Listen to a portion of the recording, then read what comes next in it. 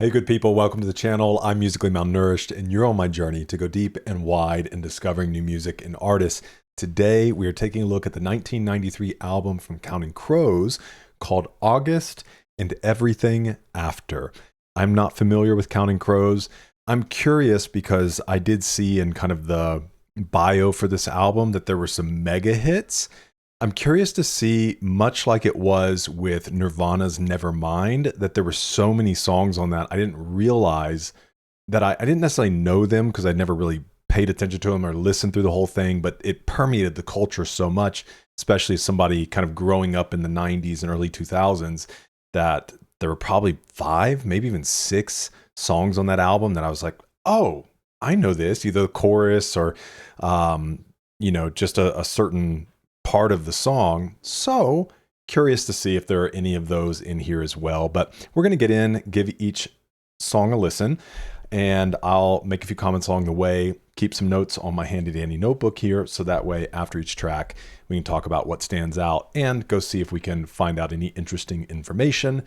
The timestamps for each song will be in the description if you want to skip around, or feel free to press play and just hang out with us. Without any further ado, let's get into Counting Crows, August, and Everything After. This is track number 1, titled Round Here.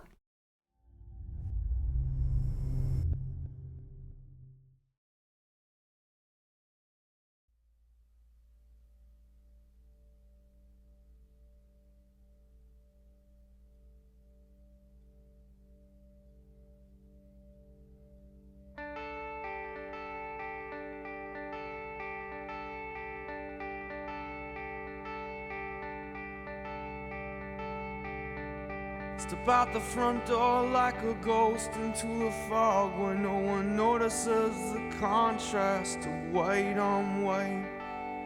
And in between the moon and you, the angels get a better view of the crumbling difference between wrong and right. Well, I walk in the air between the rain, through myself and back again, where I don't know.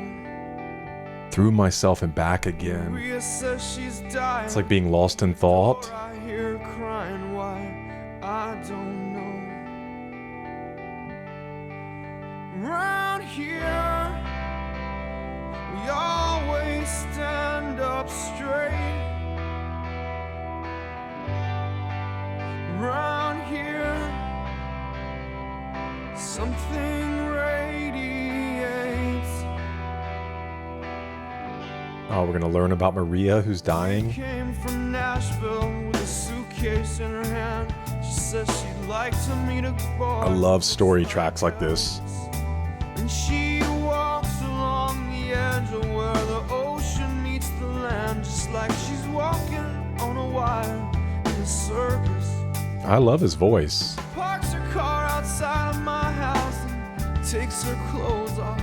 Says she's close to understanding Jesus, and she knows she's more than just a little misunderstood. She has trouble acting normal when she's nervous. Oh, that's fun.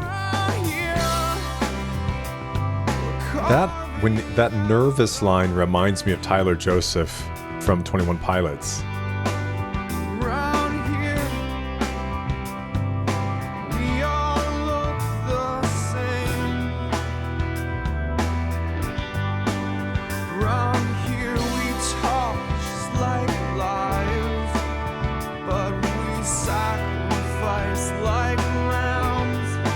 Cool line.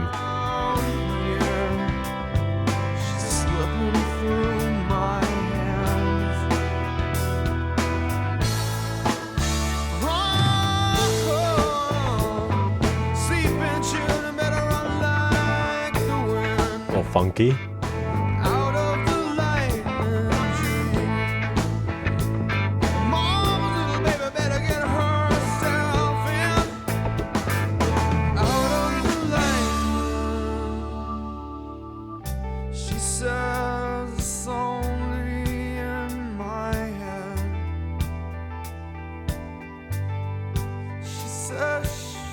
I know it's only in my head. girl on the car in the parking lot says, man, you should try to take a shot. Can't you see my walls are crumbling? And she looks up at the building, says she's thinking of jumping. She says she's tired of life. She must be tired of something around here. She's always on my mind. Right here, hey man, I got lots of time. Round here, never sense a better lead. Man, nobody makes us wait. Round here, we stay up very, very, very, very late. I can't see nothing around here. You catch me if I'm falling. You catch me if I'm falling. You catch me 'cause I'm falling down on you. I said I'm under the gun around here. Dude, it's so honest. Oh man, I said I'm under the gun. Like, he's so honest. And just his delivery. Here. And I can't see nothing round here.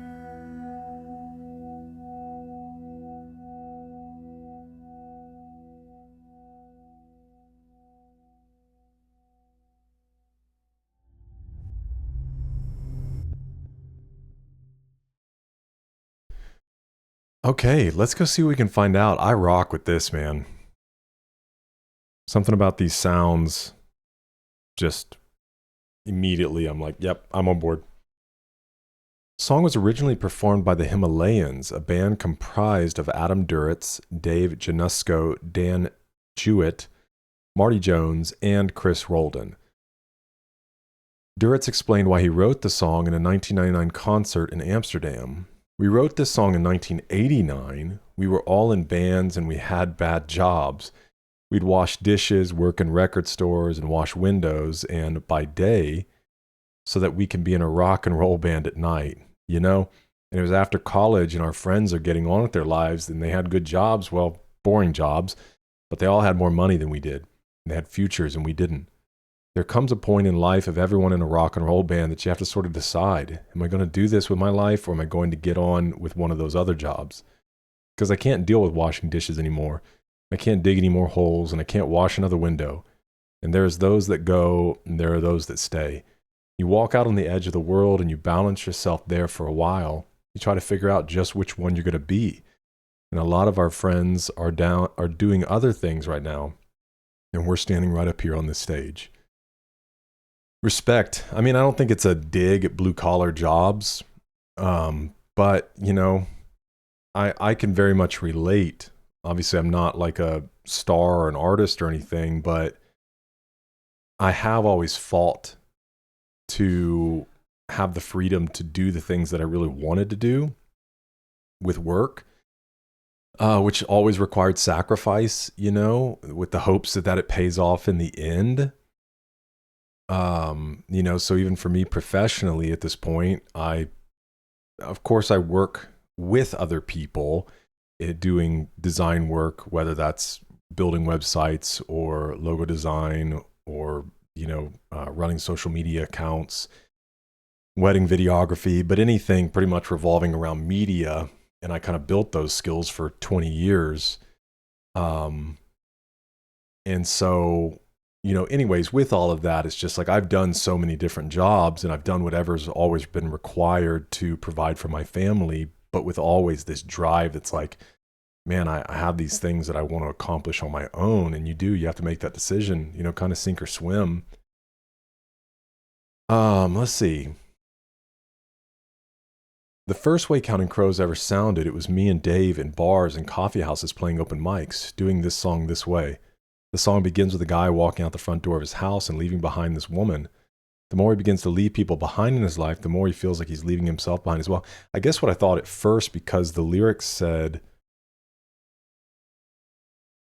says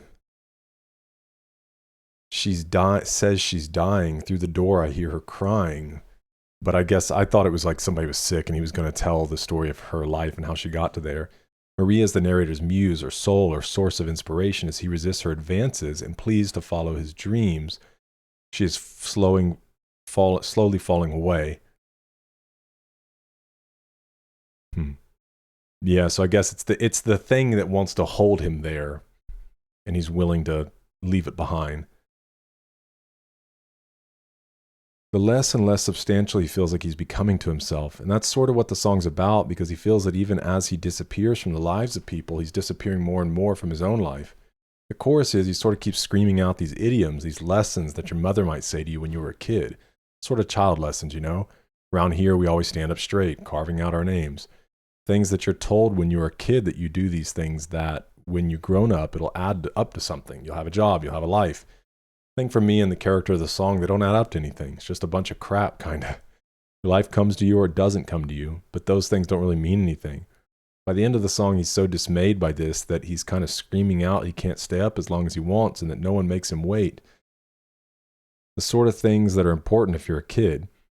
You know that you don't have to go to bed. You don't have to do anything. The sort of things that don't make any difference at all when you're an adult. They're nothing. And this is a song about me.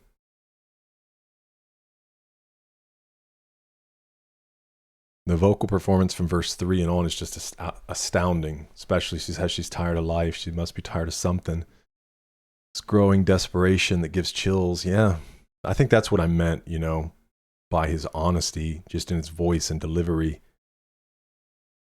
The song perfectly sums up how growing up in a small town feels.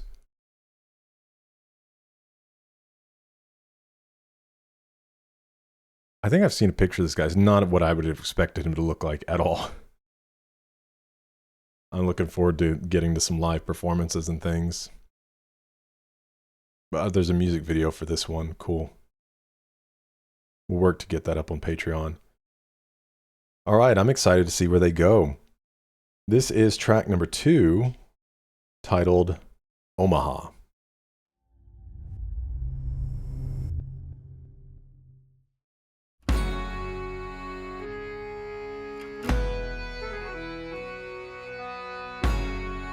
An accordion? Start tearing the old man down, run past the heather and down to the old road. Start turning the grain into the ground, roll a new leaf over. In the middle of the night, there's an old man shredding around in the gathered rain. Hey, mister, if you're gonna walk on water, oh, could you drop a line my way? Omaha, somewhere in middle America, give it right to the heart of matters. It's the heart that matters more. I think you better turn your ticket in, get your money back at the door.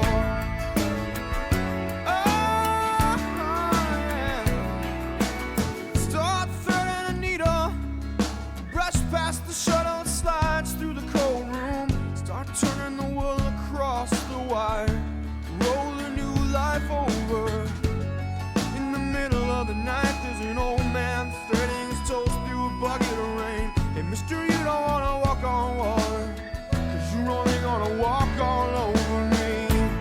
Omaha, somewhere in middle America, get right to the heart of matters.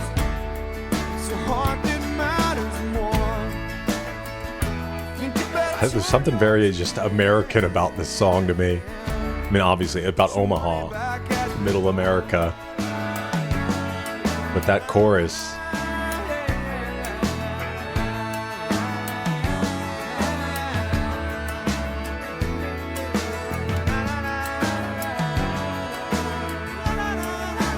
Definitely reminds me of something my dad may have just jammed, you know, riding in the car, growing up.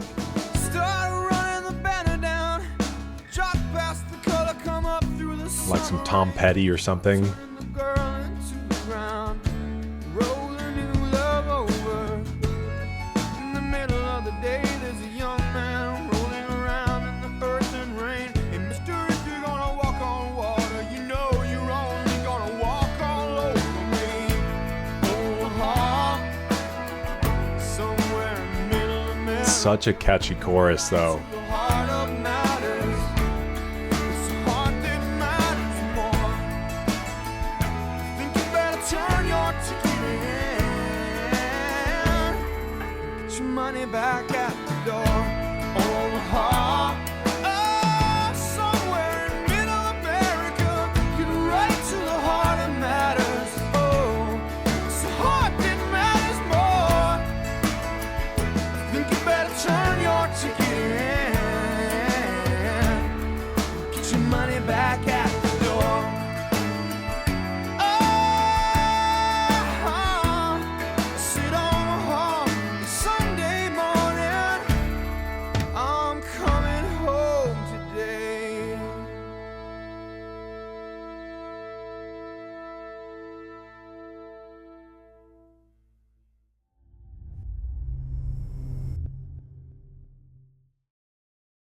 All right, let's see here. What was this? This was Omaha.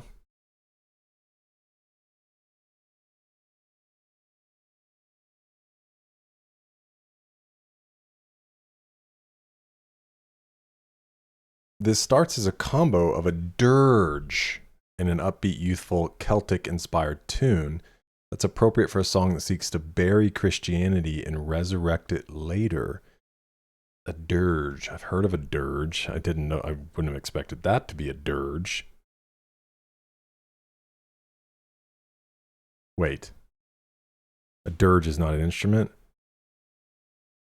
A dirge is a slow, mournful song or poem expressing grief or mourning, typically composed or performed for a funeral or memorial ceremony, generally shorter and less meditative than an elegy, often featuring a heavy, somber tone similar to a funeral march. Guess I wasn't really picking up on that energy, but... Start tearing the old man down can be read as start taking apart what you were taught about God. Oh, okay. And he's got some really interesting songwriting. Start turning the grain into the ground means learn to become a creator yourself. Jeez, that's deep. The song grounds itself on various approaches to the miracle Jesus supposedly performed walking on water. First verse questions it. If you can do that, hey, drop a line my way. I'd like to hear how you pulled it off. This questioning evolves to, you're only going to walk all over me, which hits at the damage Christianity does in creating a hierarchy, placing one man above others, teaching us that we aren't worthy of creating our own destiny. The optimism comes in transforming an old man to a young one, rolling around in the earth and rain, but this could just as easily be read as a recognition that traditional pay homage Christianity is very much alive, pay homage, and not solely the province of an aging population who will die out. The song is a critique of American obeisance? These people always using words that I don't know, and I consider myself a pretty good person with words.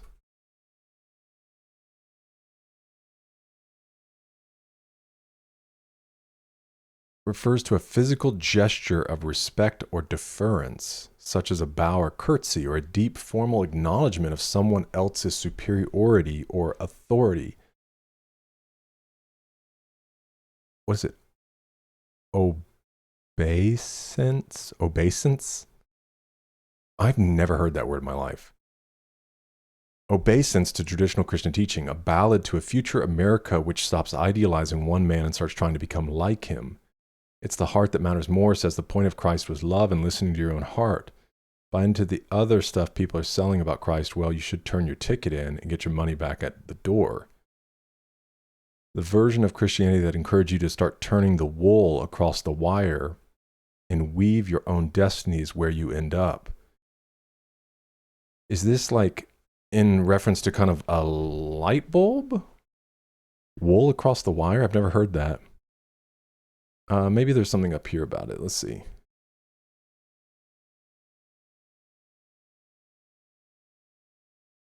The meaning of these lines, oh, like a tapestry? Stop focusing on the hectic nature of everyday life, get back to your roots rather than riding the subway.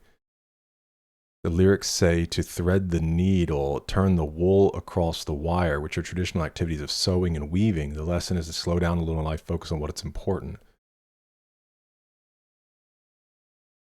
Or just to, I guess in a sense of what they were saying, like create, build your own tapestry.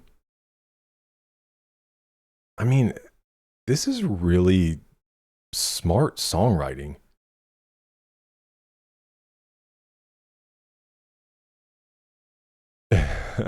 Whatever algorithm wrote these alleged lyrics should be retired and any people involved should be killed.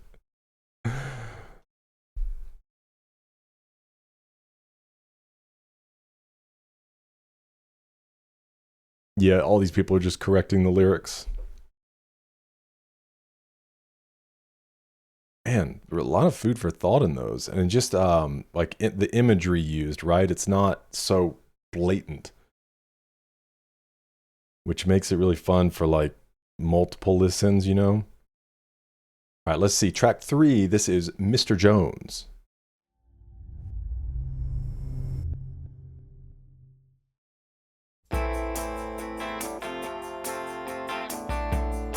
Okay, yep, I've heard this. Okay. But I don't think I've ever listened to the whole song.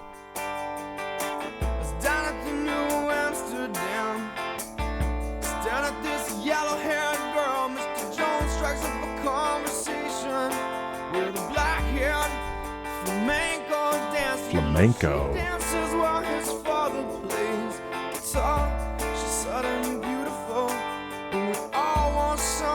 Oh, this rocks, dude. Man, I wish I was beautiful. So come dance the silence down through the morning. Sha la la la la la la la, yeah. Yeah. Cut up, Maria. Show me some of them Spanish dances and pass me a bottle, Mr. Jones. Believe in me. Help me believe in anything, 'cause I wanna be someone. I need this on vinyl immediately. Yeah. Mr. Jones and me tell each other fairy tales, and we stare at the beautiful women. She's looking at you. Oh no, no, she's looking at me, smiling in the bright lights. Oh, it's paint such a warm picture. Almost like people gathered around a fire, you know? Or like a town picnic at night.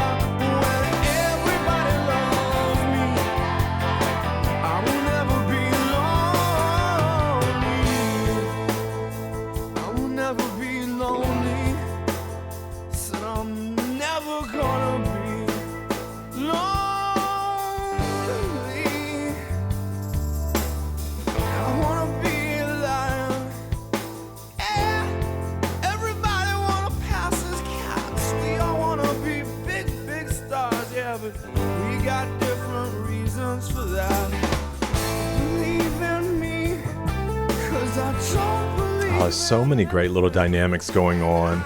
Little guitar licks, the tambourine.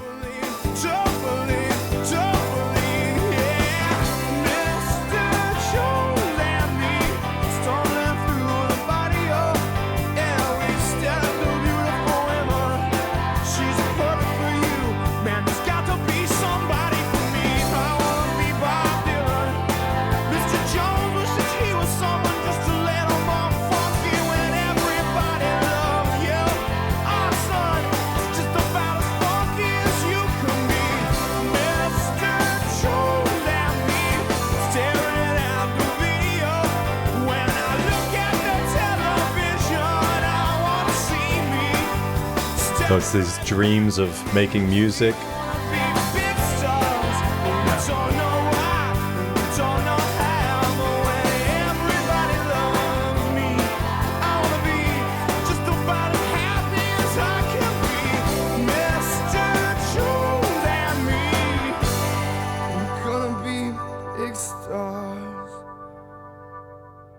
What a song, man.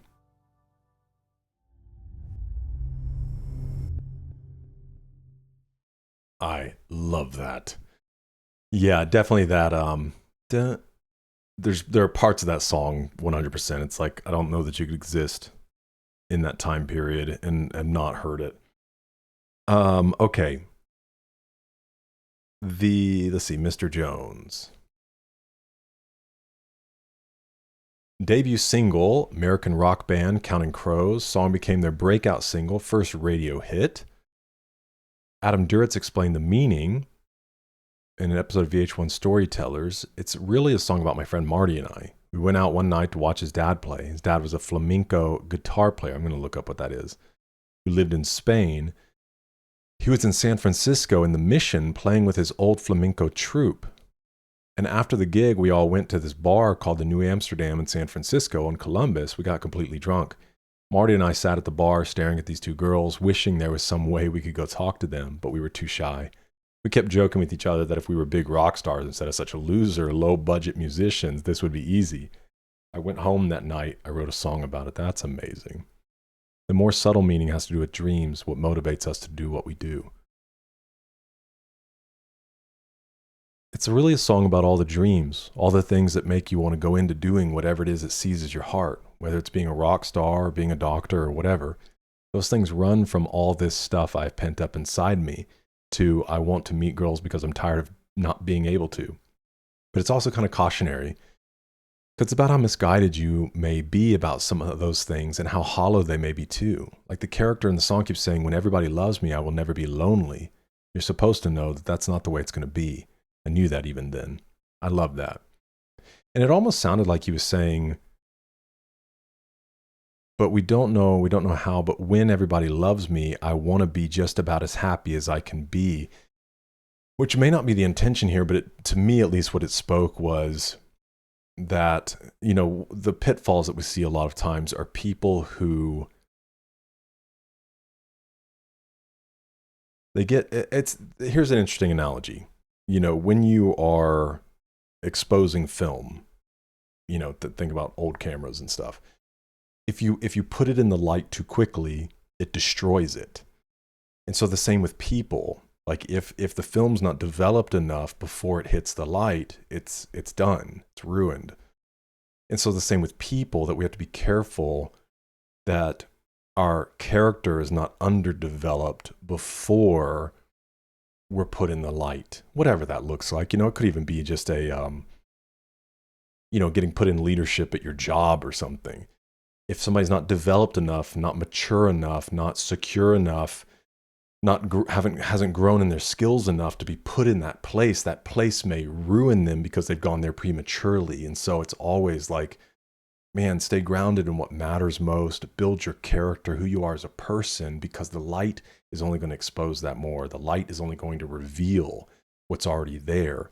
And of course, that brings its own growth and things like that. But as much as possible, we have to focus on the inner work so that, yeah, when you get seen by people or you get your moment, the motivation is different, you know, and you can actually enjoy that versus that becoming what your whole life is about, the flattery of people, but you're not happy with who you are.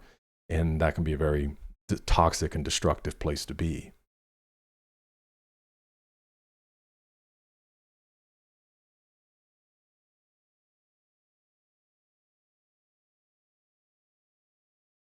I don't think so. She's looking at me. Yeah, I love that line. When you're young, hanging out, looking at girls, trying to get one to look back, it's always better if you're with a friend who is just a little more funky than you are. Odds go up, much more fun, possibilities are infinite. So Wingman, right? The song is about that moment when the possibilities all seem good. It's a trip to think about how crazy it probably was for this song to become commercial. I personally think this was written out of frustration of creating songs that will bring them success, and this came from that. It doesn't sound like it. It sounds like he kind of wrote it before. Yeah, I mean, because he said, you know, he wasn't really well known, and he went and wrote the song.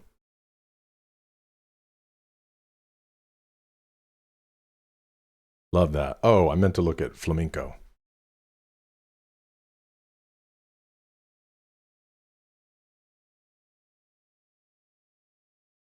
Mr. Jones here is Marty Jones, who was in a band called the Himalayans before Counting Crows at a bar in San Francisco. Black-haired Spanish chick dancing to his dad's guitar. Flamenco is a popular type of dance in Spain, and Mr. Jones's dad was actually a flamenco guitarist. Yeah, the Picasso line was interesting too.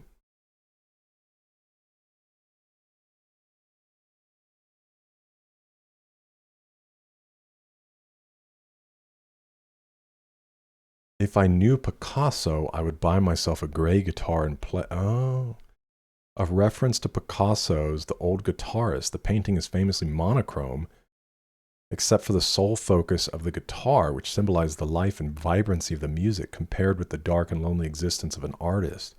Conversely, here the man already feels so bright, so he feels his painting would be drawn with him, and the vibrant colors in the guitar would be gray in contrast. Wow, that's interesting, man. I like the way this guy's brain works. I like your brain, man.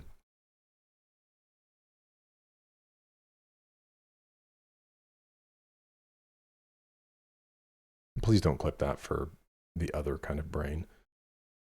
Okay. Track number 4, Perfect Blue Buildings.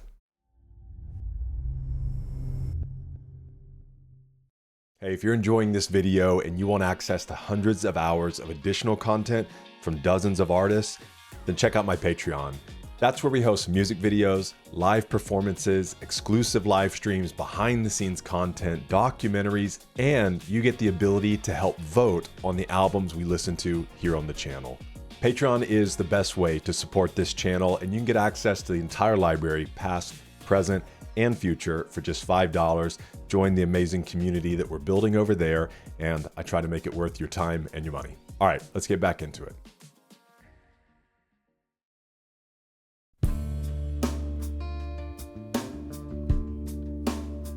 Old Desperado. Just down the street from your hotel, baby. I stay at home with my disease. Ain't this position familiar, darling? Well, all monkeys do what they see. Help me stay awake, I'm falling down Virginia and Omaha. I love these softy tracks from him. Where I got friends who care for me. You got an attitude of everything I ever wanted. I got an attitude of need. So help me stay awake, I'm falling. Asleep in perfect blue buildings beside the green apple sea. Wanna give me a little oblivion, baby. I try to keep myself away from me.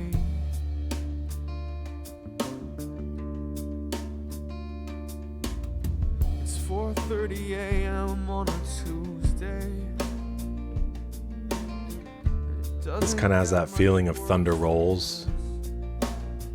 I don't know if that's the name of that song. Beds in little rooms and buildings in the middle of these lives which are completely meaningless. Help me stay awake, I'm falling. Sleep in perfect blue buildings This is beautiful. beside the green apple sea. I wanna get me a little oblivion, baby. I'm trying to keep myself away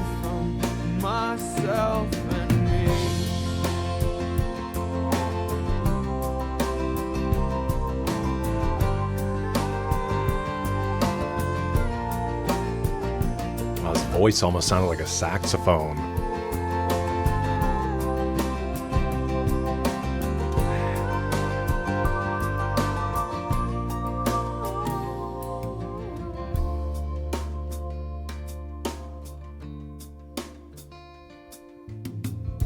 Well, I got bones beneath my skin, and that's true.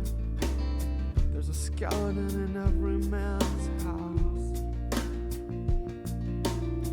Beneath the dust and love and sweat that hang on everybody, is a dead man trying to get out.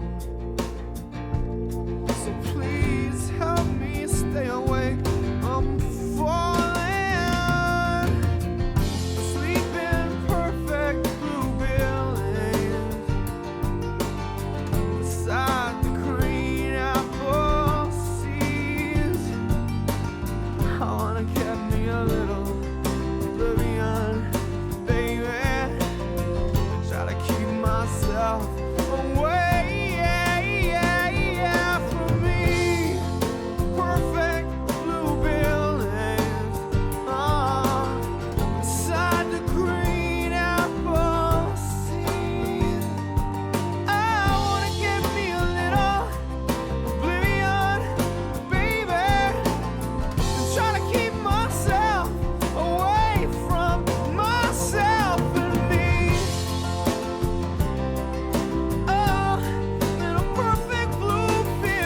Really curious about these blue buildings, if it's speaking of like the city or if it's like a medical thing.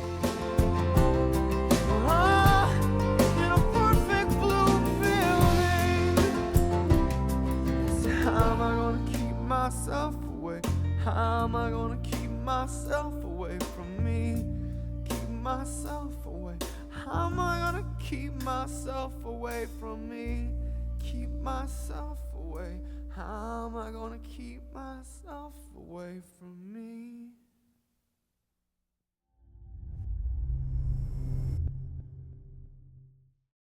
Y'all, count me in with Counting Crows.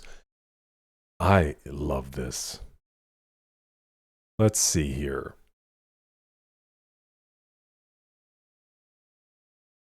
We're gonna search. It keeps putting me in this like the best of Counting Crows, so some of these aren't on here. Let's see. I want to go back to the main page for them.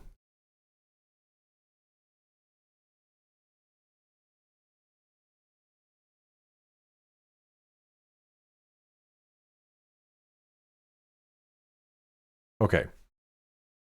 In the August and Everything After live album, Durrett says that this song was his favorite on the album, but it was also the hardest to record. He says that the band was just starting. This song divided them so much that they almost broke up. Really? It took them 3 days and a nervous breakdown to record for such a sweet song. Such like a, I don't know the content totally, but it's such a, what's the word I'm looking for? Like a beautiful song. The song speaks of a man's struggle with sobriety. The singer's not clear his methods to get a little oblivion, but he clearly needs help. Could he be on the verge of an overdose as he asks repeatedly for help staying awake, or on the verge of a full meltdown? I feel like he's talking about depression, the fear of, I wonder if the blue buildings, are the perfect blue buildings a hospital room? Just my interpretation. Well, I got bones beneath my skin, moisture should be. Well, I got bones beneath my skin, Mr. Skin moisture. Mental instability, the blue buildings bring feelings of damp, cool, lonely places. The green apple sees somewhere distant, warmer. Yeah, which sounds like maybe flowing grass. As the song progresses, his mental state decreases, maybe into suicide.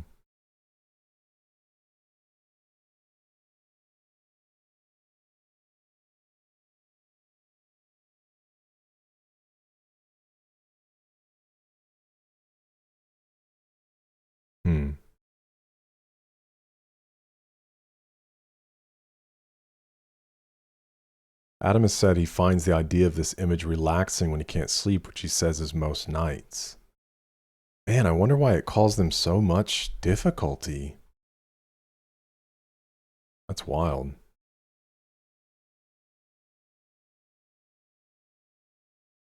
All right.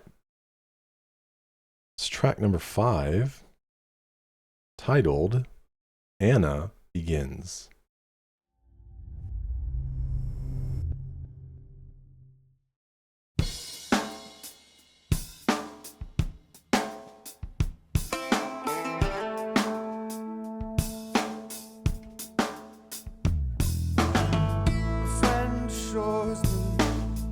It's all or nothing. I am not worried. I am not overly concerned. My friend implores me for one time only. Make an exception. I am not worried. Wrap her up in a package of lies. Send her off to a coconut island. I am not worried. I am not overly concerned with the status of my emotions. Oh, she says you're changing, but we're always changing. It does not bother me to say this isn't love. Obviously, it's a relational song. Talk about it then. It isn't love. And I guess I'm gonna have to live with that, but I'm sure there's something in a shade of gray or something in between. And I can always change my name if that's what you mean. My friend assures me it's all or nothing, but I am not really worried. I am not overly concerned. You try to tell yourself the things you try to tell yourself to make yourself forget. To make yourself forget. I am not worried if it's love, she said. Then you're gonna have to think about the consequences. Cause she can't stop shaking, and I can't stop touching her. And this time, when kindness falls like rain, it washes her away. And Anna begins to change her mind. Seconds when I'm shaking leave me shuddering for days, she says. And I'm not ready for this sort of thing, but I'm not gonna break, and I'm not gonna worry about it anymore. I'm not gonna bend, and I'm not gonna break. I'm not gonna worry about it anymore.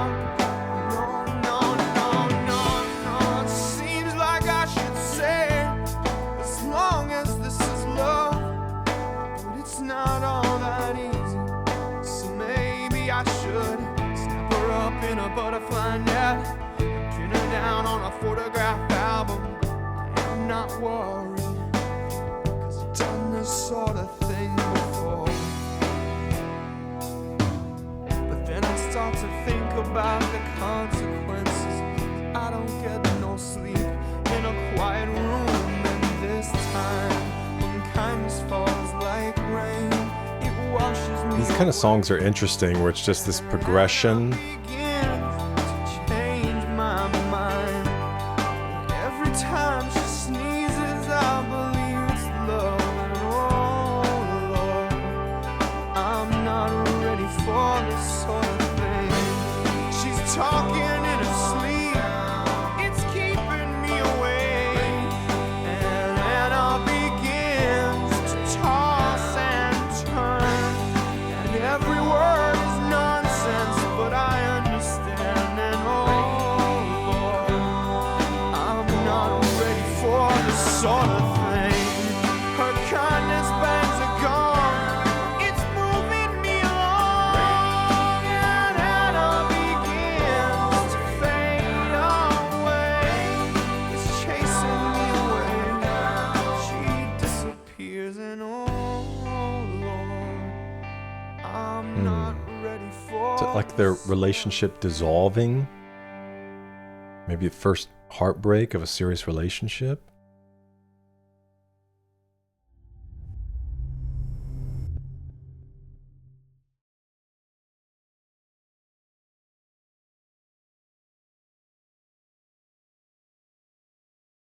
Let's see.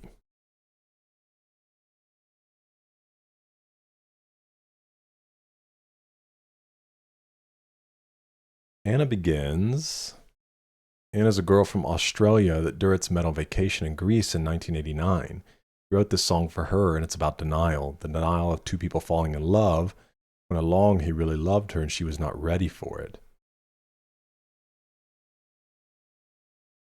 Yeah, dude, the lyrics are like messed up on every song. The apostrophe after its chasing is not needed. Away with your apostrophes. My sweet Anna, please come back. We love you. We miss you. Don't stay away. Yeah, dude, it's just all constantly correcting the lyrics. Yeah, I mean, you could obviously tell it was a relational song, but it was hard to understand fully what angle he was coming from. But it does sound like it sounds like it's not being whatever he wants it to be. And obviously at the end, she disappears, and I'm not ready for this sort of thing, this heartbreak, this loss.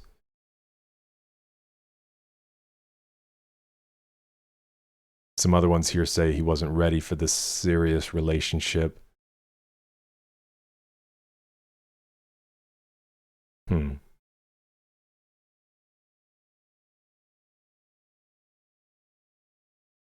Okay. There's a lot of variety on the album, which is cool. Track 6, this is Time and Time Again.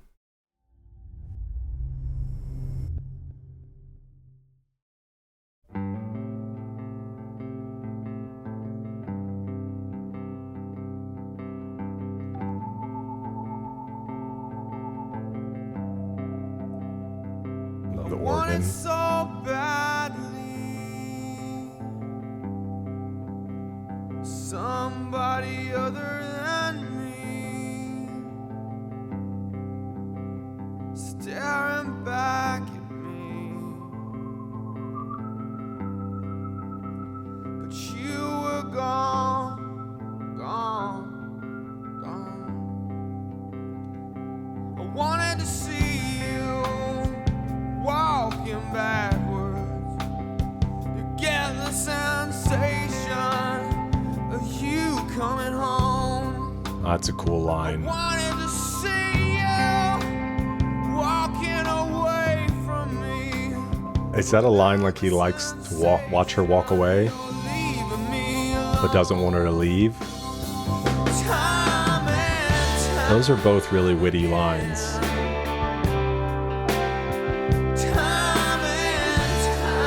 I love to, like, I hate to see you go, but love to watch you walk away.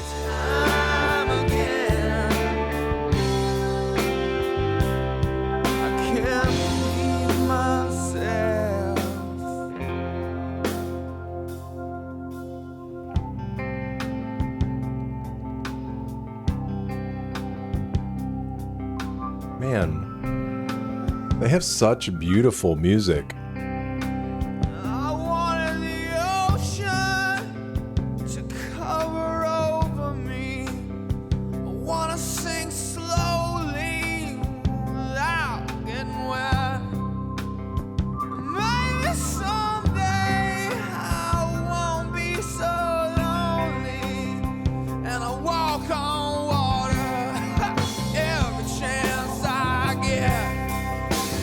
Time and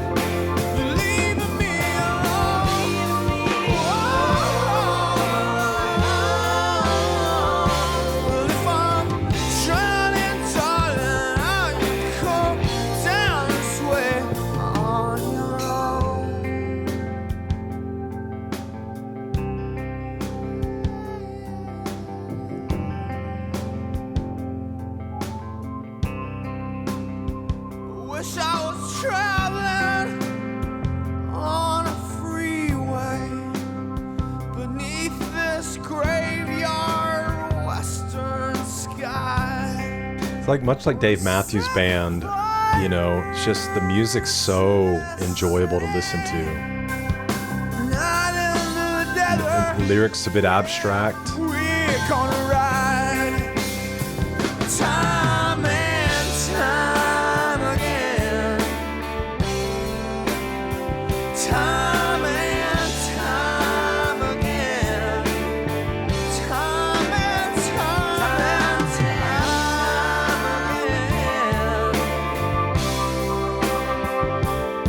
I can't please myself.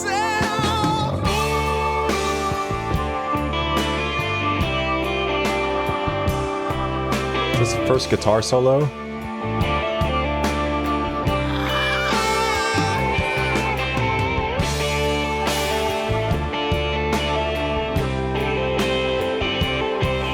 can't please myself, and I can't please nobody else. And time again,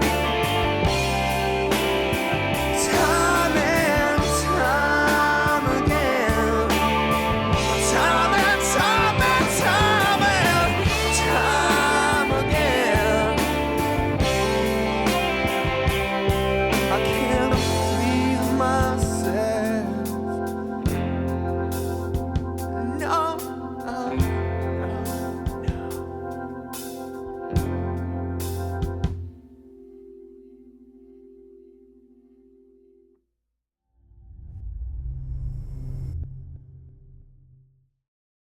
Yeah, it's whether it's like the guitar picking that's going on in some songs is so delicate, you know, and it's kind of hanging out there in the background. And then the organ in this one, there are just so many little elements that they do that aren't necessarily right in the forefront. That it's fun. It's almost like I don't know, dipping your head underwater, in the sense that you kind of can just listen past the singing and past the kind of stuff that's right ahead into the background and hear all these really beautiful melodies.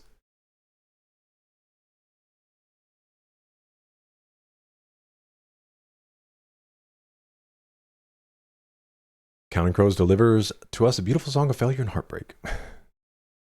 Man, I missed the stuff where he was explaining some of the things. I always love hearing from the artists themselves.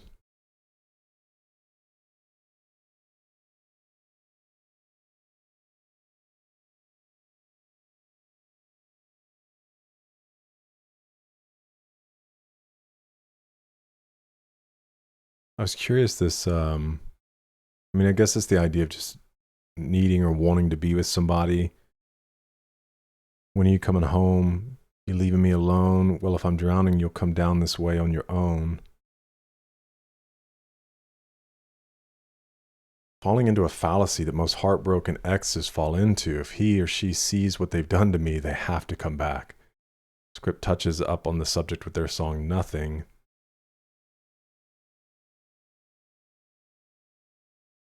Like he doesn't want to be alone and he doesn't think he can be with anyone else.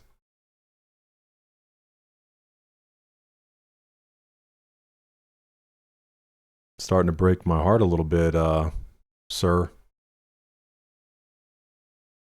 All right. Track 7. This is Rain King.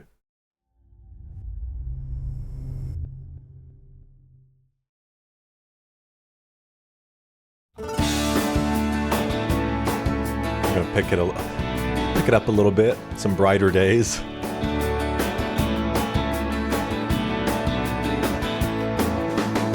When I think of heaven, deliver me in a black winged bird. I think of flying down in your sea of pins and feathers and all of the instruments of faith and sex and God in the belly of a black winged bird. What a wild set of lines. Try to feed me, 'cause I've been here before and I deserve a little more.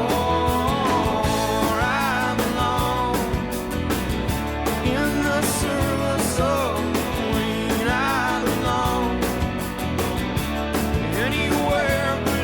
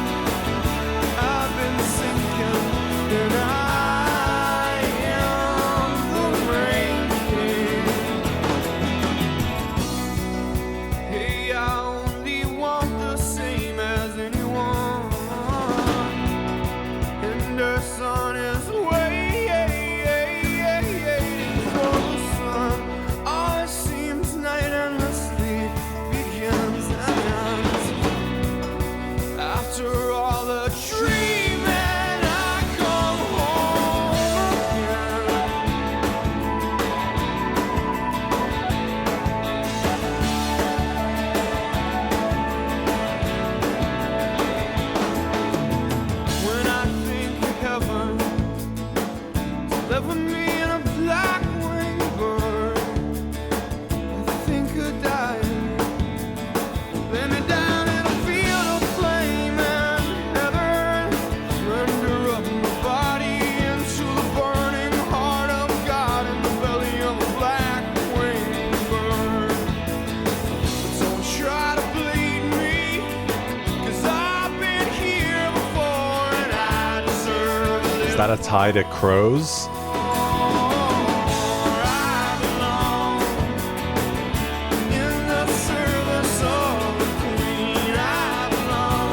Or like scavenging birds? Like eating flesh in the belly of a black-winged bird? Yeah!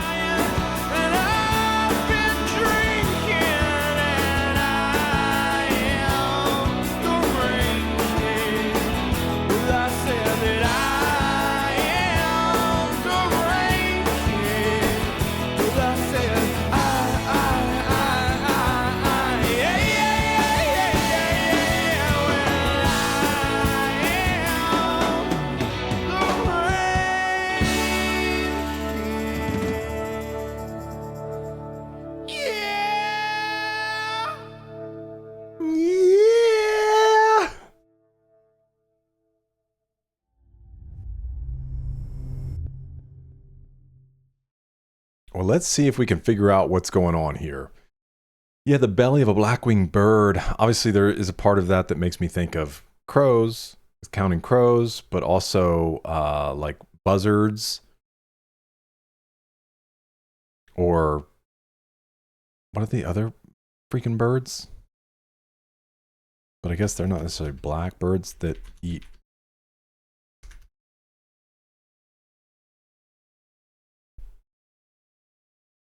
Vultures. That's what I was thinking of. We've got some information. This song was inspired by a 1950s novel by Saul Bellow entitled Henderson, the Rain King. Henderson is referenced in the line, Henderson is waiting for the sun.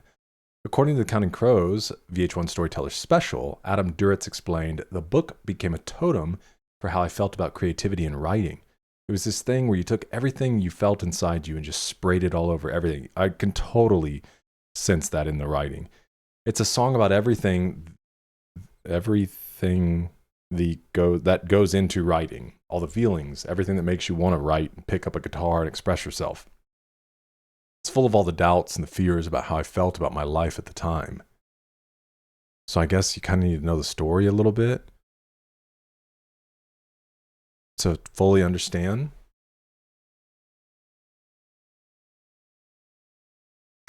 Let's try this. Can you give me a synopsis of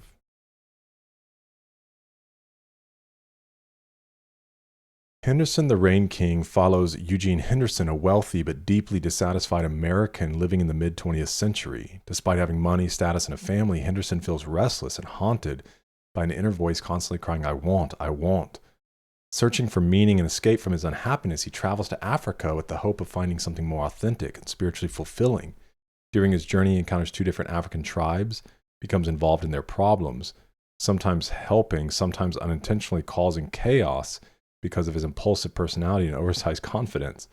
The novel blends comedy, philosophy, and adventure as Henderson wrestles with questions about purpose, identity, morality, mortality, and what it means to truly live. Through his experiences, especially his friendship with a wise African king named Dafu, Henderson begins to move towards self-understanding and emotional transformation.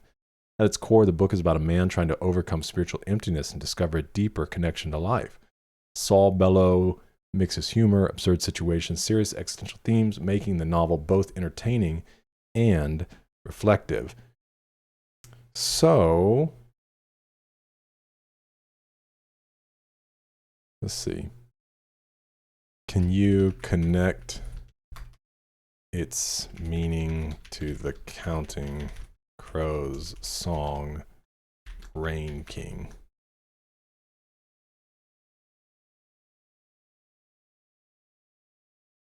So, man overwhelmed by desire, confused, but he's loud, emotional, impulsive, desperate to become something more than he currently is, titled Rain King. Comes from Henderson's experiences in Africa, where rain symbolizes life, renewal, power, spiritual transformation. He takes those ideas, turns them inward emotionally in the song. It feels fragmented and unstable, bouncing between confidence and collapse. Lyrics like, I don't know, I might end up somewhere in Mexico, and when I think of heaven, deliver me in a black-winged bird, capture the same restless, searching Henderson experiences in the novel.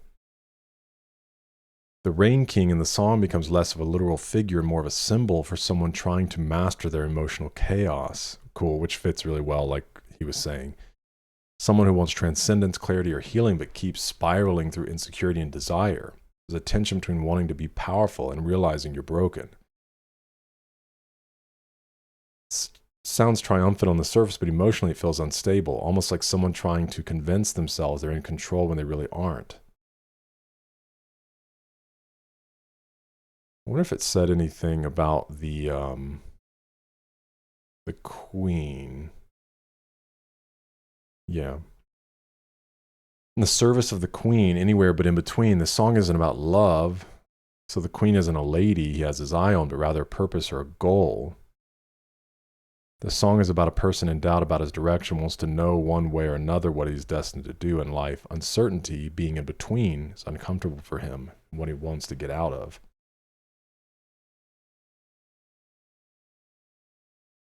Very cool.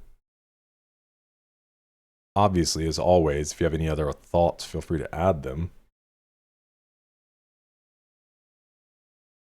All right, track 8, Sullivan Street.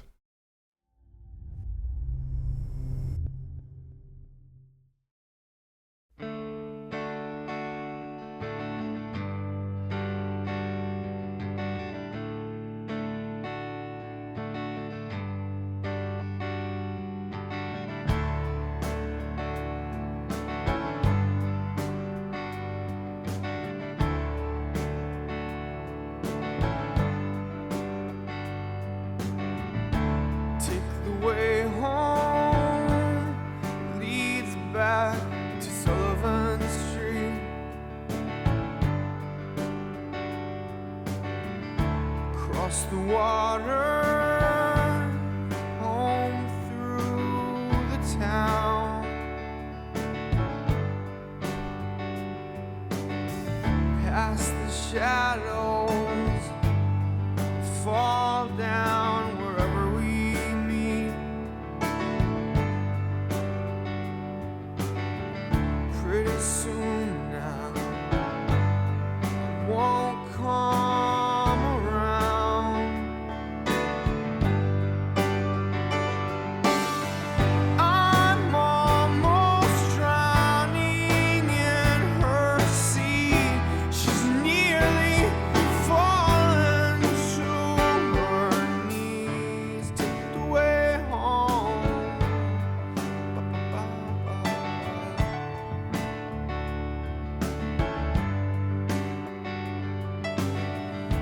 Take the way home, leads back to Sullivan Street.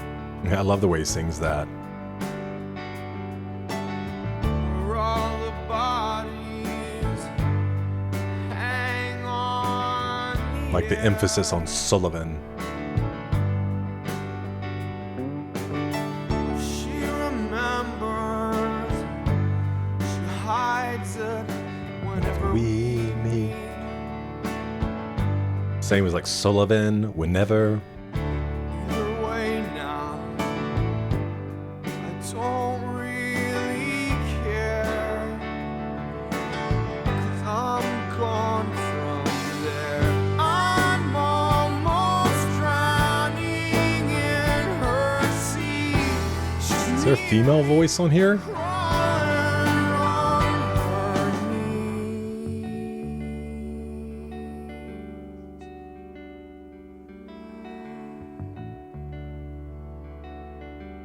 She's down on her knees. Down on her knees.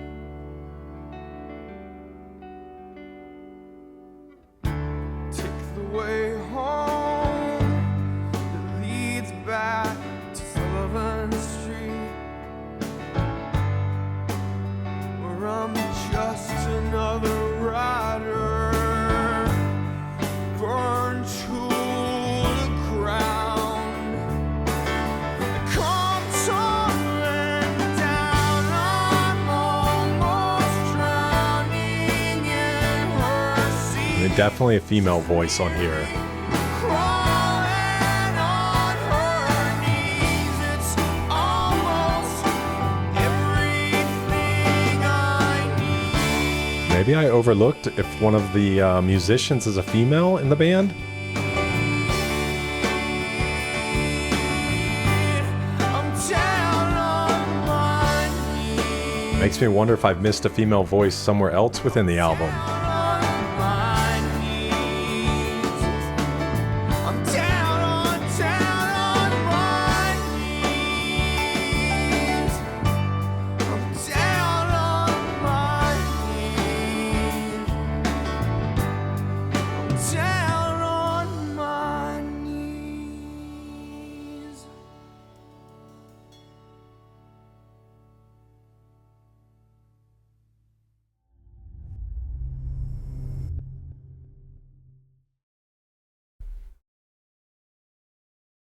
Let's look at a picture of the band real quick.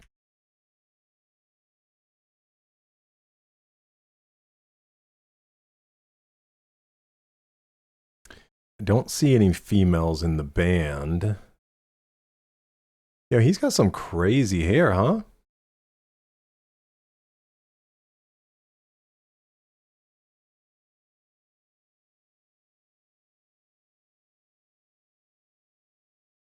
So, let's see.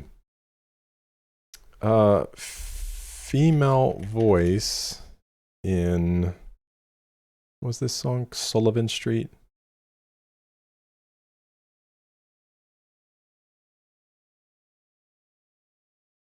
Who's the female that sings on Sullivan Street? She's also the Maria he's always singing about. I read a long time ago Maria's an alter ego.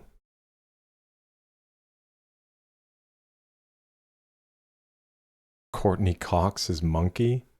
Sounds a lot like McKee. So did anybody answer the question? Comment deleted by user. Sweet, thanks. The heck? The distinct female, oh, it's right here. Jane Burnett. She provides the backing and harmonizing vocals that echo alongside Adam. Jennifer Lynn Simpson with Dan Navarro. So who's Maria McKee?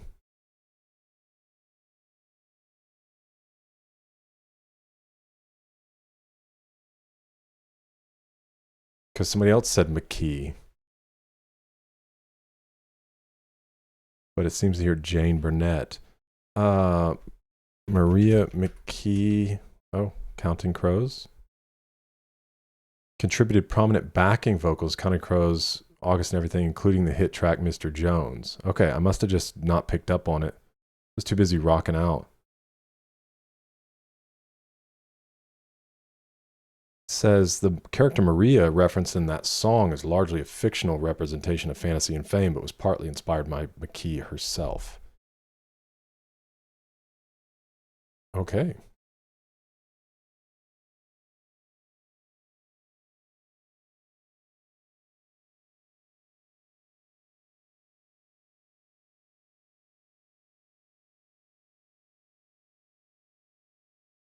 No information here.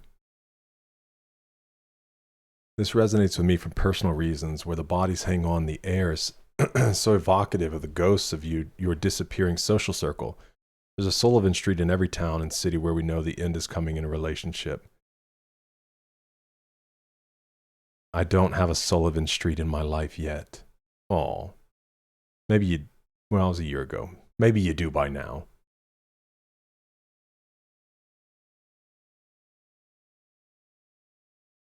When he gets home, he's reminded of his past relationships and flings. Bodies hang on the air. He has had a lot of sexual encounters that she is aware of, and it hurts her, but she pretends it doesn't. If she remembers, she hides it whenever we meet. Either way, he can't care about her feelings because he isn't going to stick around anyways. Well, maybe you should. Maybe you should settle down.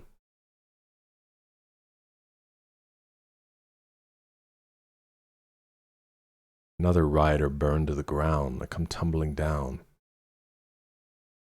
It's almost everything I need. That's interesting. I'm almost like he won't let himself drown in her sea.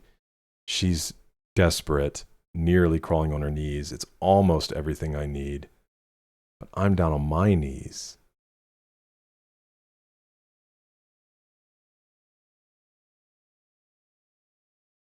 Subject of the song, according to Adam, my last girlfriend, for the first month and a half that we were going out, her mother was living with her, and her mother's very Catholic. We couldn't spend the night together, so I was constantly making these drives in the middle of the night.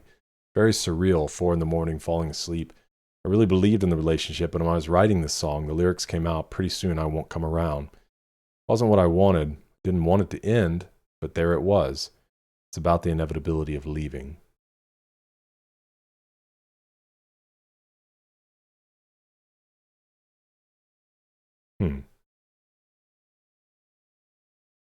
I love songs too that like center on a place, you know? Because like people were saying that everyone has their Sullivan Street, or I don't have my Sullivan Street. All right. Track 9. This is Ghost Train.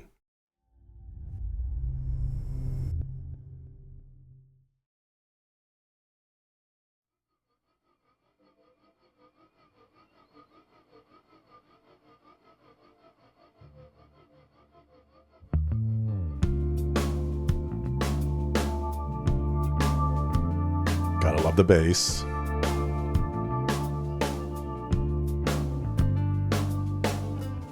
Took the cannonball down to the ocean, across the desert from the sea to shining sea. I rode a ladder that climbed across the nation, 50 million feet of earth between the buried and me. How do you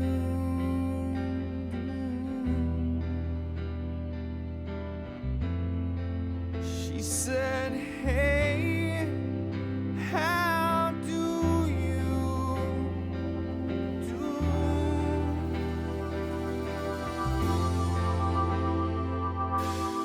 She buys a ticket 'cause it's cold where she comes from.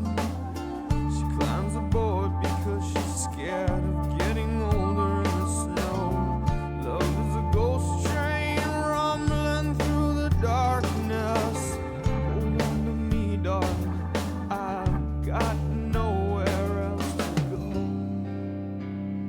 How do you do?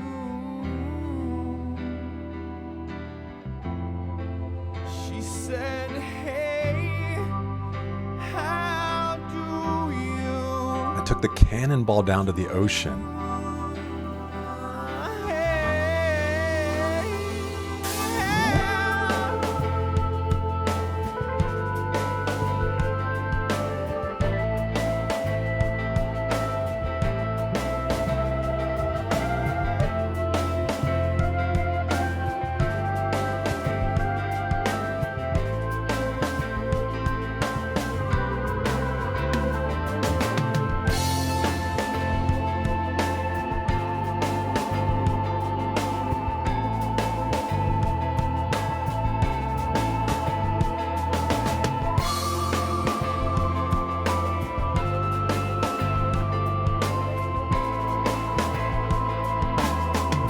I love the organ throughout this album. We need to look up what it is. Took the cannonball. I know the Wurlitzer is like a really popular one. Watch the diesel disappear. It sounds a little bit different to me.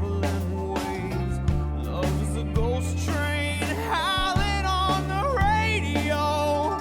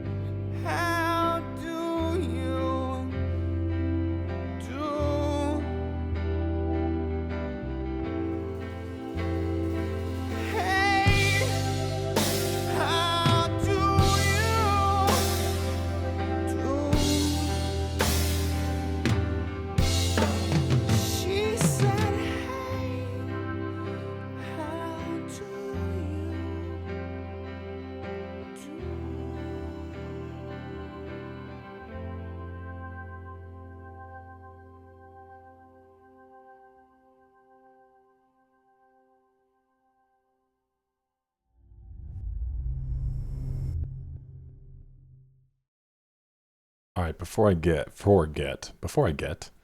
forget, let's look up organ being played in August and everything.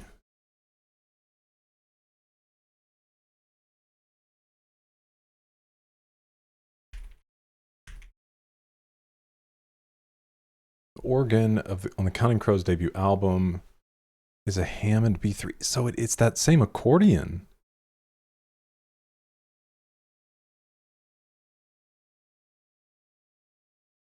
Wow. That's really interesting. Gosh, that thing looks ginormous. But they're fairly light though, aren't they? And I mean, I'm sure that obviously has a strap around it. What an interesting instrument to learn to play.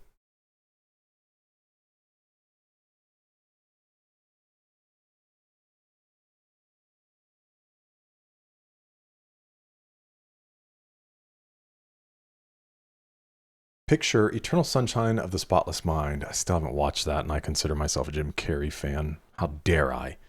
This is that kind of incoherent and epically beautiful love story.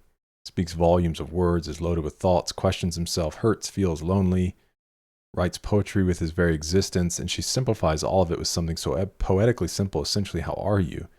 Doesn't quite have an answer, but responds by writing a song. Interesting. So nobody wants to explain what the cannonball is?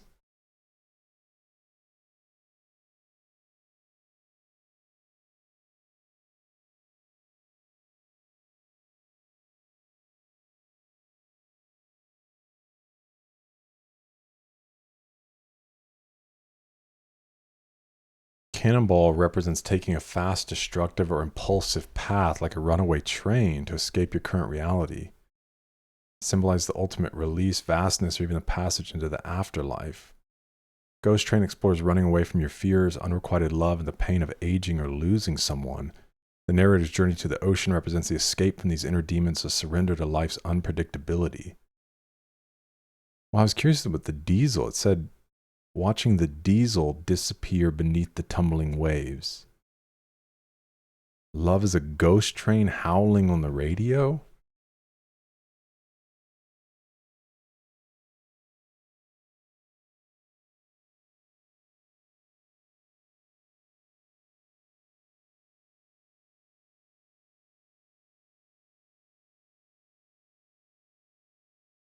Trains often symbolize romantic journeys. Comparing love to a ghost train howling on the radio suggests that long after a relationship has ended, the memory of it continues to make noise. Wow. Serves as a phantom presence in your daily life, lingering when only memory remains. It's so much more than the sum of its parts. Each song is so much more powerful. Oh, wow. Okay, they put a lot of thoughts together. This song, I haven't found much of what Adam has said, but my interpretation is that the narrator is out by the sea getting lost in other people's lives. And reflecting on his own, I see him seeing memories of lost lovers, old friends. The repeated she said, hey, how do you do? I see it as a dream vision of an old lover approaching him when he's out by the sea and checking in on him. Something that could give him hope, someone reaching out, something other than just a memory. Unfortunately, the song precedes the true bottom for our narrator. Well, we won't read ahead. Obviously, as always, share your thoughts in the comments. All right, let's get to the penultimate track. I've been using that word ever since I learned what it actually means. Like preceding the end, the second to last. Okay, Raining in Baltimore.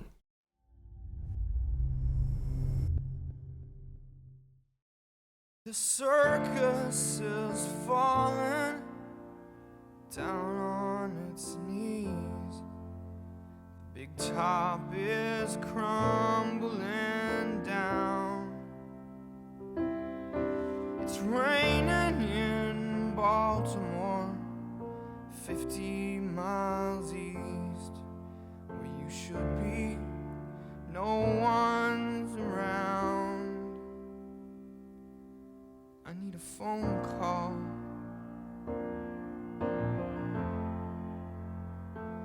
I need a raincoat.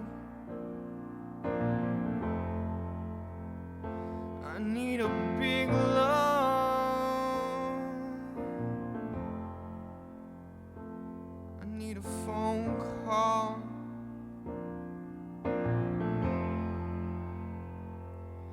These train conversations passing me by, and I don't have That's cool. Train nothing conversations. to say. Hmm. You get what you pay for. Like you reap what you sow. I just had no intention of living this way. I need a phone call. I need a plane ride. I need a sunburn. I guess I didn't expect this album to move into such Need a raincoat. meaningful's not the word. Emotional. And I get no answers. I don't get no change. It's raining in Baltimore, baby. I don't feel like when I looked it up, it was. Everything else is the I same. feel like there was an organ that was being played because that sound of the accordion is so unmistakable. The pushing of air. Things I I don't know. Let me know if I'm wrong. miss you. I guess that I should.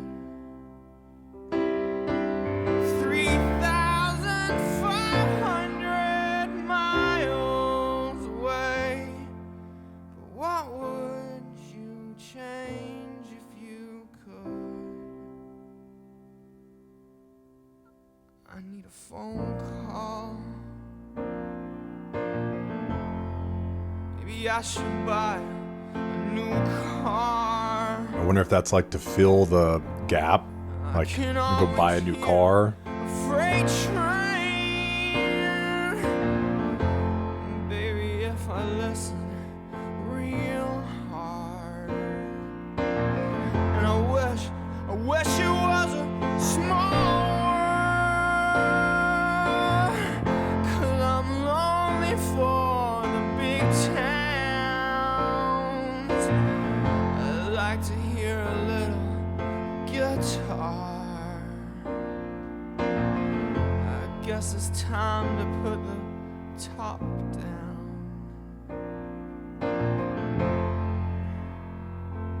I need a phone call.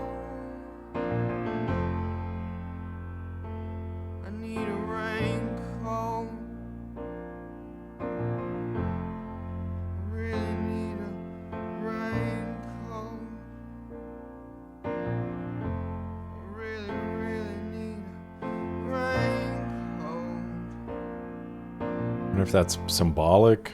Really, really, Like, if his sadness, it's raining and he needs something to shield him from that. really need a raincoat.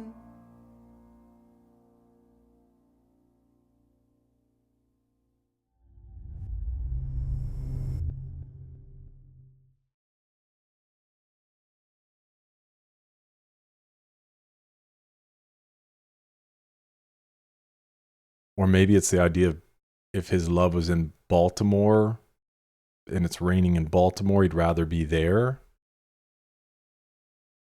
Adam explained that Raining in Baltimore was written about feeling lost. He was born in Baltimore, Maryland, but his family moved away when he was 3 years old.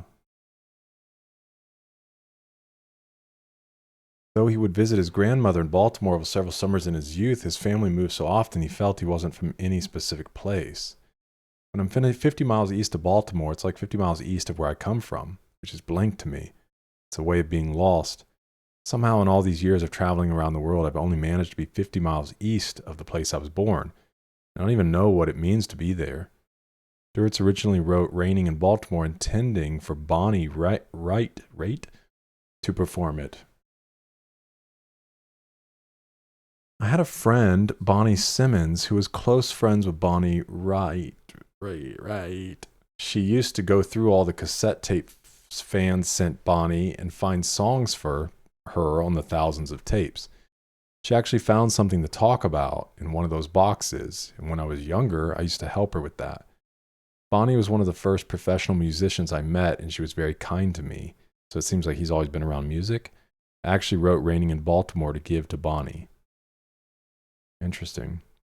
The darkness of the song hangs in the air on every word, the essence of true loneliness. Reminds me of Kathy's song by Paul Simon, detailing how far your love is away from you.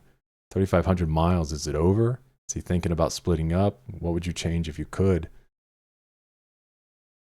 If anyone has experienced the two clashes of personalities, be it empathetic and narcissist, I haven't listened to the lyrics in 20 years till now the CD found its way back into my life. Now, if you're part of the lives of these two clashes, you'll cry, feel the deep connection of how true the lyrics from these two clashes of people bring such meaning back into my life where I was at a loss they can't ever change. Interesting.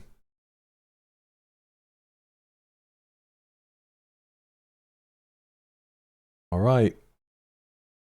Let's see how they choose to close out this album. Track number 11, A Murder of One.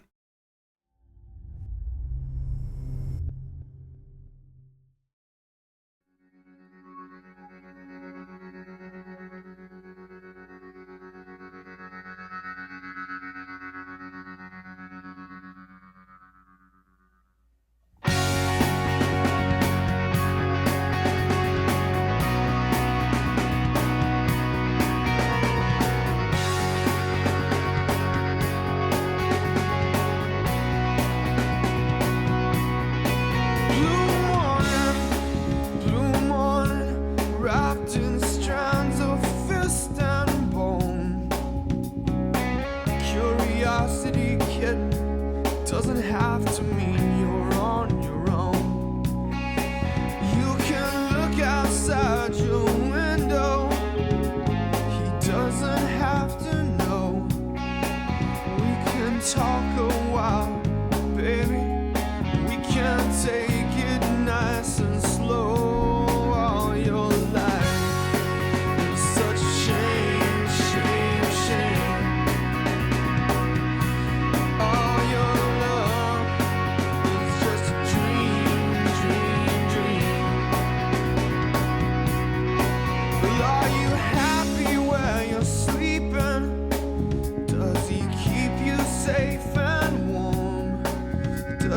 tell you when you're sorry? Does he tell you when you're wrong? Well, I've been watching you for hours. It's been years since we were born.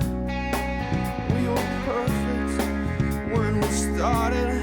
I've been wondering where we've gone all your life. It's such a shame, shame, shame.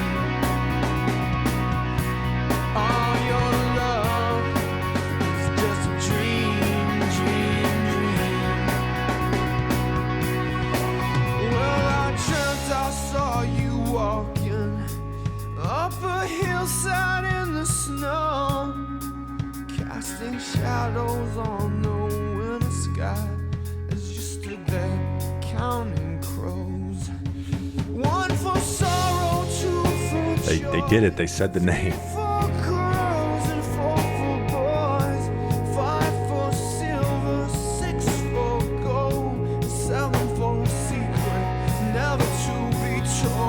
Is that some sort of nursery rhyme or something? Or like a poem or something? Underneath your skin, yeah, when you open up your wings to speak, I wish you let me in. All your life is such a shame, shame, shame. All your love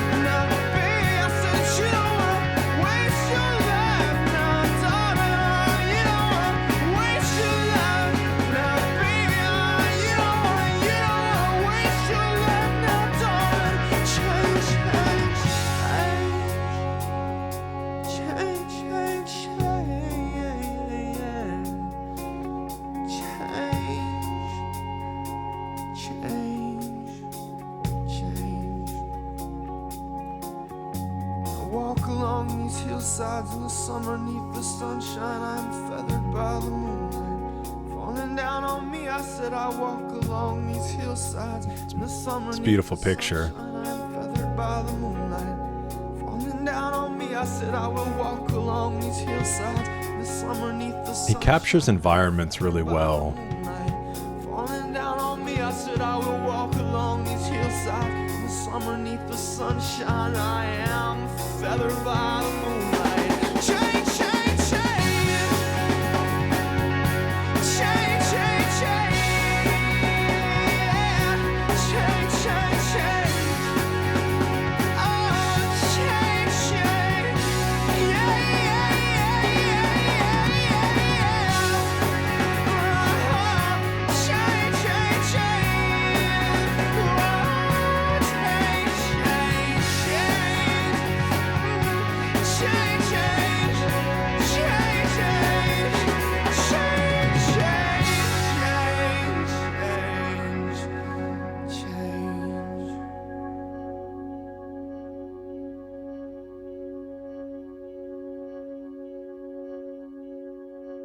See that right there? That doesn't sound like the accordion to me.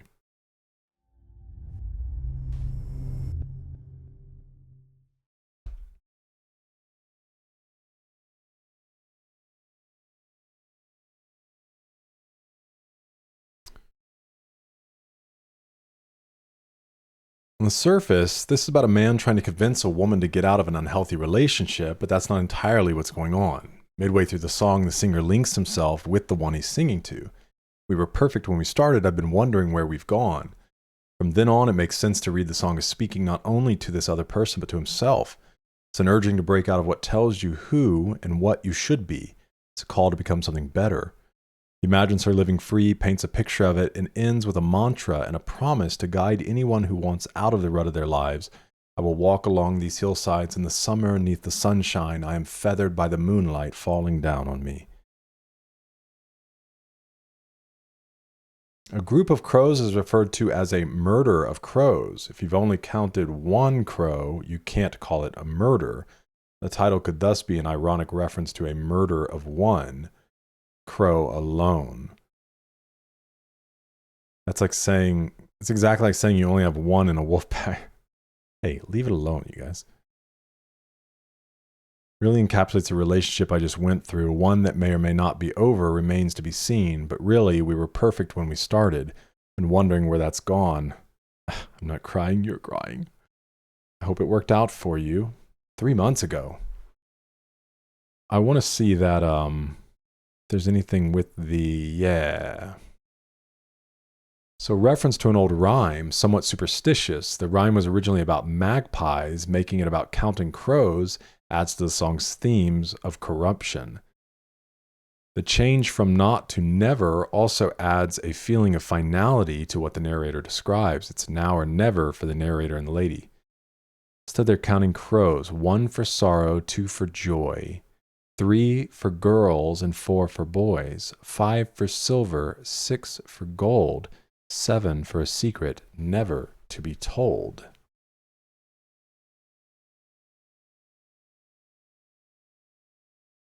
Let's see if we can look into this just a little bit more.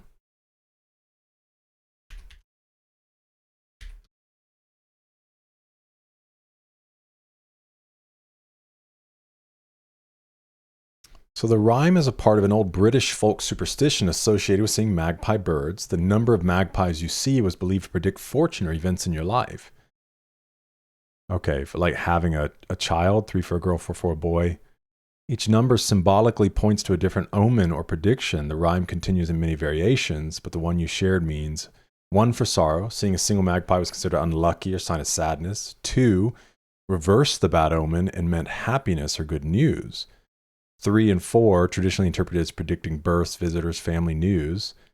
5 for silver, 6 for gold, signs of wealth, prosperity, fortune. 7 for a secret never to be told, something mysterious, hidden, spiritual, or unknowable. Part of the rhyme's appeal is that it feels almost mystical and dreamlike. The later lines become less concrete and more symbolic, especially a secret never to be told, which gives it an eerie, poetic quality. The rhyme has shown up in literature, music, pop culture for decades because it captures that old folklore feeling where ordinary moments in nature seem charged with meaning. Well, that kind of leads us perfectly into some final thoughts, because, you know, the writing is very poetic all throughout the album, very abstract. You know, some of it obviously seems to be first person. Some of it are things that he was inspired by. Beautiful music all throughout. I mean, just even remove words from the whole album. It's just musically, it's really beautiful. But I resonate with a lot of that style. Again, similar to Dave Matthews Band. And so I love his voice, Adam's voice. And it was really cool because there was only one song on this entire album that I had ever heard before, and it was what was the big one? The Mr. Jones? Mr. Jones? Yeah, that one. So I was expecting maybe there were 2 or 3 on here that I would have heard before, but that's the only one I ever did, so everything was very new to me. Really enjoyed this. It'll be fun to, you know, circle back around to them at some point and see what else they have going on. How long? Okay, so they're still making music. That's wild, dude. Looks like they took a break maybe for a while, because they had 1993, 96, 99, 2002, 2007, 2012, 2014, and then a break until 2025. They dropped an album. That's cool. All right. Well, let me know your thoughts in the comments. Feel free to share anything. We have a conversation there. We'll work to get some stuff up over on Patreon. We do have hundreds of hours of additional content from dozens of artists already over there. So feel free to give that a look and join the community. It's a great way to support the channel. But I look forward to talking to you in the comments. Thanks for being with me for this one. I hope to see you in the next one. You're eating good.